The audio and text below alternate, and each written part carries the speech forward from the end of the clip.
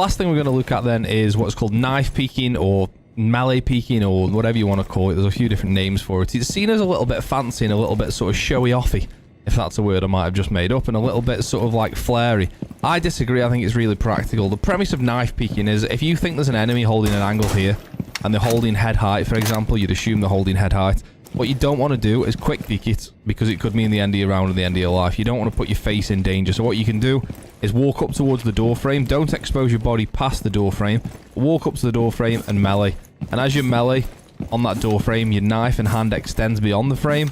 And anyone that's holding that then will try and shoot your arm. It's pretty much impossible to hit because of ping and playing on over the internet rather than on LAN and stuff. So it's almost impossible to hit. Even if they do hit you, they're going to hit you like your arm and your wrist. It's going to do like 25-30 damage at worst. It's a lot better than having your face taken off. So you just walk up to the door frame, extend the melee over the door so they can see something, and if they're holding it, they're absolutely going to fire at it. So I'm going to use the other PC now.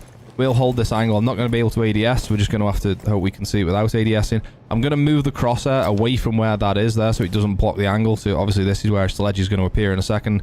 We'll just put the crosshair there for now so it's a bit clearer to see. So Sledge here, you can see him by the way. Hello, Sledge. So using the other PC now, this is hard because I'm looking at this monitor but looking at the other PC. So we're going to try and knife peek here and just see how little of Sledge's arm you're going to see. I mean, look at you. There's no way you're hitting that shot. Do you know what I mean?